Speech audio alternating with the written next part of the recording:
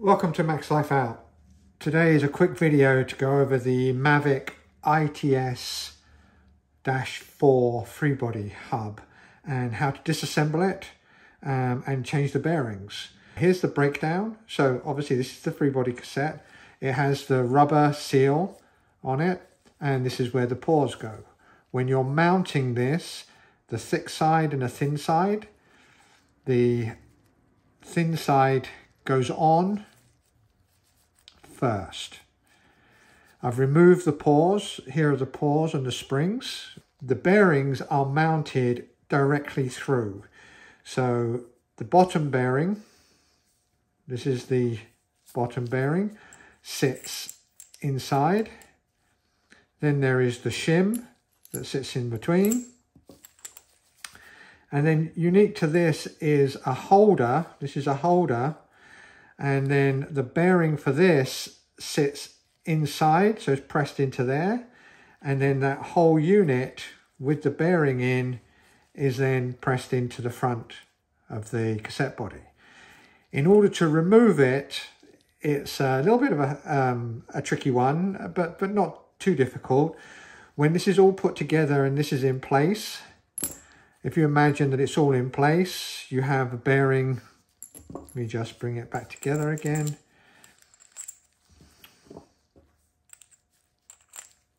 You have the bearing in place and then you have the shim.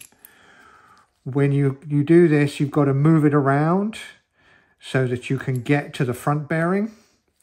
Once the front bearing is punched out and the holder is punched out, then you can use a socket or a drift to punch out the second bearing. Now, one thing to bear in mind, no pun intended, once you get these out, let me back to one side. This I just use as a rod, come down the side of this. So whilst this is out here, let's just kind of demonstrate it. As this sits in, it will have a bearing sitting in this way, and then a bearing sitting like this inside that free body. This moves to one side. You take a rod down, catch the edge, catch the edge, catch the edge, catch the edge, catch the edge to punch out the front bearing and the holder. So let's just kind of put these back into kind of a line here. Something that's important to bear in mind is Mavic doesn't sell these bearings, and I couldn't find them online.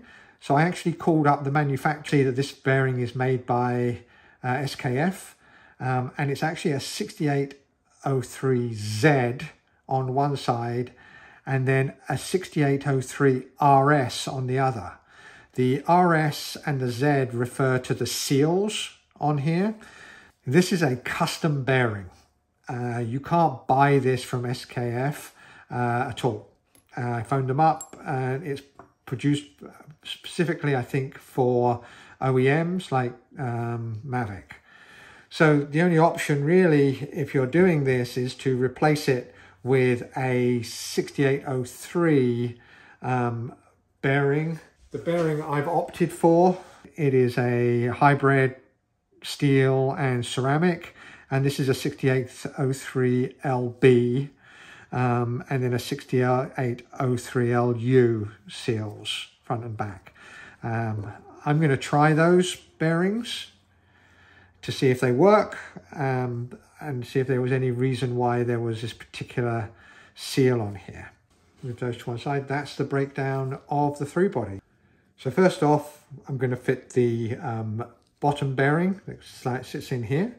I've obviously cleaned out the inside. And we're going to take a little bit of grease and just grease up the inside of the bearing housing. I'm going to take the new bearing and just a little bit of grease around the edge just to help that slide in. I'm going to fit this one with the LU, the lighter color, facing down, and the LB darker color facing up. I'm going to take a 6803 drift, place that in place. I'm going to put that onto my press tool. Actually, before I do that, I'm going to put a extender on and then put that onto my press tool. I can then take the free body and slide that all into place. Now, in order to center it, I'm using another drift on the back, and I'm just going to put that in, spin that on, and then we just press that.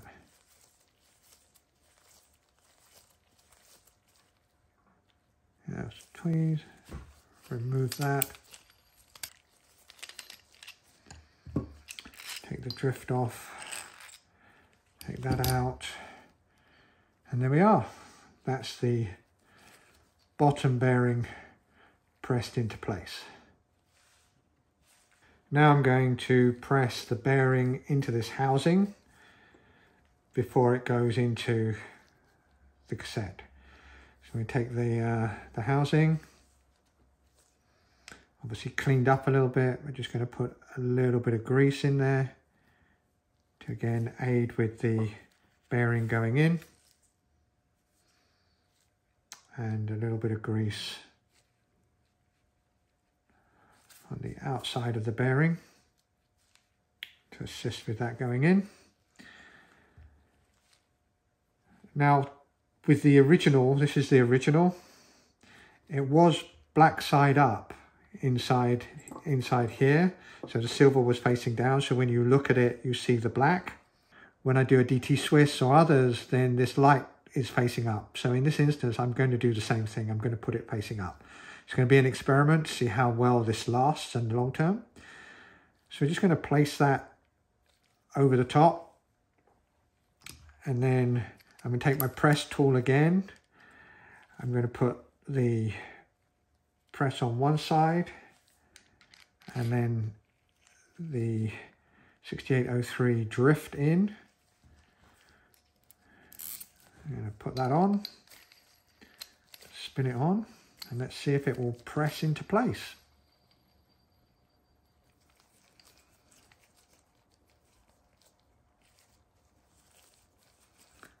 We're just going to push that and give it a little squeeze. That went in nicely. Take that off, take the drift off,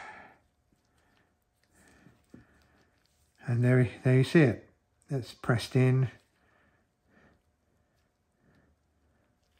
The last step is to fit the shim in and then push that into place. Okay, to do that, I'm going to use a slightly larger drift this time. It's going to be about the same size as the external size of the piece going in, and then the partner of that will go on the back. Now, the only risk here is there's nothing to kind of center it in the middle, so we've just got to be careful with the pressing and see how we go.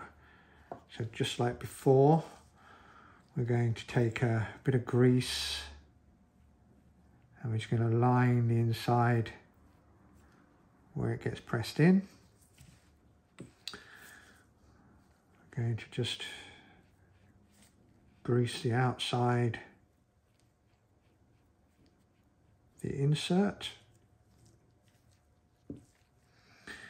We're going to drop that into place. We're going to place that over the top.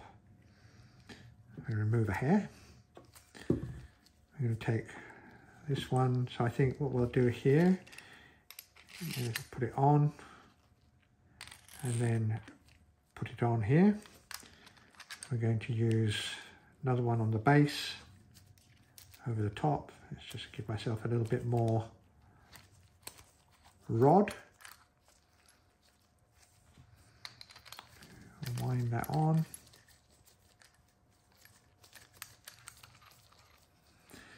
So that we can get that as square as possible. And then see if we can press this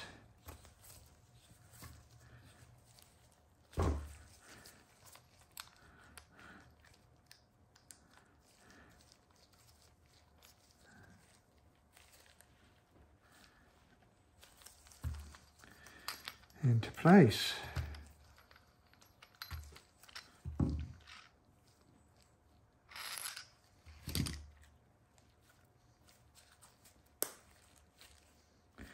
And there we have it. The bearings are pressed in to place, and the Freehub is rebuilt without having to buy an entire free body, which was what Mavic was telling me that had to happen because they don't provide the parts for it. I'm now going to put the seal back on and reinstall the pores. So for the seal, remember you want the thick side facing down, so it's going to go in this way round, thin and thick. We're just going to take a little bit of grease, not a huge amount, but just grease this up a little bit.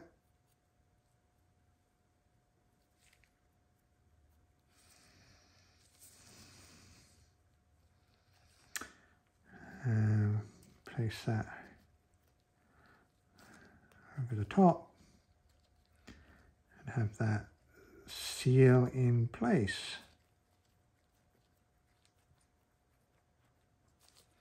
There we go. And then next we want to install the pores. I'm using very light grease here. You don't want anything too thick because you really don't want to bind up the springs, but I'm just putting a little bit of grease in here.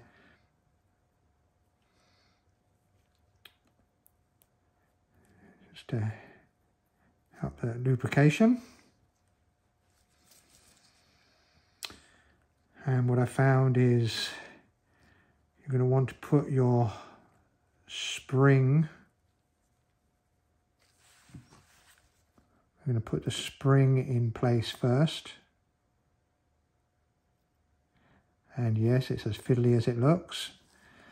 We're going to put that spring in place.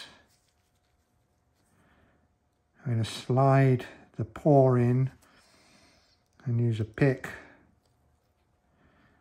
to